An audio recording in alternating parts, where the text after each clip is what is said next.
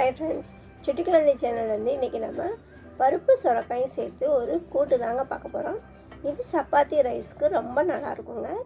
வந்து இந்த அளவுக்கு சொரக்காய் எடுத்திருக்கேங்க. ஒரு பெரிய சொரக்காயாக இருந்துச்சு. நான் பாதி போதும்னு சொல்லி பாதி மட்டும் வாங்கிட்டு வந்துட்டேங்க. இதுவே சரியாக போயிடும் நம்மளுக்கு. இப்போ நான் ஒரு கப் அளவுக்கு பாசிப்பருப்பு எடுத்து இதை நல்லா வறுத்து எடுத்துக்கிட்டேங்க. ரொம்பவே செவந்து வறுக்கக்கூடாதுங்க. இந்த அளவுக்கு வறுத்திருந்தால் போதும். இதை நம்ம கழுவி எடுத்துக்கலாம். இப்போ அதே கடாயிலேயே பருப்பு வேகிற அளவுக்கு தண்ணி சேர்த்து இந்த பாசிப்பருப்பு வறுத்ததை கழுவி சேர்த்துக்கலாங்க. இது கூடவே மஞ்சள்தூள், மல்லித்தழை, கொஞ்சம் கருவேப்பிலையும் சேர்த்து கொஞ்சம் வெங்காயம், பச்சை மிளகா சேர்த்து இப்போ நம்ம இதை வேக வச்சுக்கலாங்க. ரொம்பையும் குழையவாக வேகக்கூடாதுங்க. இப்போ இன்னொரு கடாயில் கொஞ்சம் எண்ணெய் ஊற்றி எண்ணெய் நல்லா காயவும் நம்ம வெட்டி வச்ச சொரக்காயை சேர்த்துக்கலாங்க. சேர்த்துட்டு கொஞ்சம் வெங்காயம், தக்காளி சேர்த்து கொஞ்சம் மல்லித்தழை, கருவேப்பிலையெல்லாம் சேர்த்து இதை நல்லா நம்ம வதக்கி எடுத்துக்கலாங்க. காய் நல்லா வதங்கணுங்க, அப்போ தான் நல்லாயிருக்கும். இந்த மாதிரி நல்லா வதக்கி எடுத்துகிட்டு பாருங்கள், காய் நல்லா கண்ணாடி மாதிரி வெந்து வந்துருச்சு. தக்காளியோடு சேர்ந்து பாசிப்பருப்பு பாதி வெந்த உடனே இப்போ நம்ம வதக்கி வச்ச சொரக்காயோடு சேர்த்துக்கலாங்க. சேர்த்துக்கிட்டு காய்கள் வேகிற அளவுக்கு தண்ணி ஊற்றி நல்லா வேக வச்சுக்கலாம். இந்த அளவுக்கு நம்ம தண்ணி ஊற்றிக்கலாங்க. இப்போ நம்ம ஒரு ஸ்பூன் மிளகாய்த்தூள் சேர்த்து, ஒரு ஸ்பூன் மல்லித்தூள், ஒரு ஸ்பூன் சீரகத்தூள் சேர்த்துக்கலாங்க. சேர்த்துட்டு தேவையான அளவு உப்பு சேர்த்து இப்போ நம்ம மல்லித்தழை, கருவேப்பிலையெல்லாம் சேர்த்து இன்னும் கொஞ்சம் தண்ணி ஊற்றி காய் வேகிற அளவுக்கு தண்ணி ஊற்றி வேக வச்சுக்கலாங்க. ரொம்பவும் தண்ணியாக இருக்கக்கூடாதுங்க.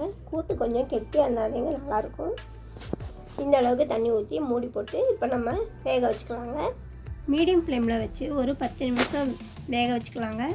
இப்போ சொரக்காய் நல்லா வெந்துருச்சான்னு பார்த்துக்கலாங்க. பாருங்கள், இப்போ சொரக்காய் நல்லாவே வெந்துருச்சு.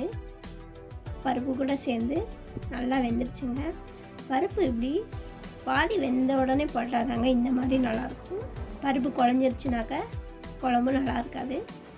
இப்போ சொரக்காய் வெந்த உடனே நம்ம ஒரு கைப்பிடி அளவுக்கு தேங்காய் பூ துருவி வச்சுருக்கோம் இல்லைங்களா, அது நம்ம சேர்த்துக்கலாம். சேர்த்துட்டு இதை ஒரு 2 நிமிஷம் கொதிக்க வச்சுக்கலாங்க. கொதிக்க வச்சு இறக்கலாம். இப்போ நம்ம இந்த பருப்பை தாளிச்சிக்கலாங்க.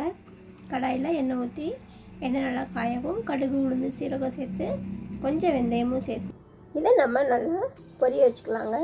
இப்போ கடுகு, உளுந்து பொரிஞ்ச உடனே வெங்காயம், கருவேப்பிலை, மல்லித்தலையெல்லாம் சேர்த்துட்டு கொஞ்சம் பெருங்காயமும் சேர்த்து நல்லா செவங்க வேக வச்சுக்கலாங்க. இந்த அளவுக்கு நல்லா செவந்து வந்த உடனே இதை நம்ம பருப்பு சொரக்காயில் சேர்த்துக்கலாங்க. நல்லா கமன்ற வாசத்தோட பருப்பு சொரக்காய் ரெடி ஆயிடுச்சுங்க. இது நம்ம சாதத்துக்கு, சப்பாத்திக்கு வச்சு சாப்பிட்டோம்னா ரொம்ப டேஸ்ட்டாக இருந்துச்சுங்க. நீங்களும் வீட்டில் செஞ்சு ட்ரை பண்ணி பாருங்கள். சொரக்காய் உடம்புக்கு ரொம்ப நல்லதுங்க.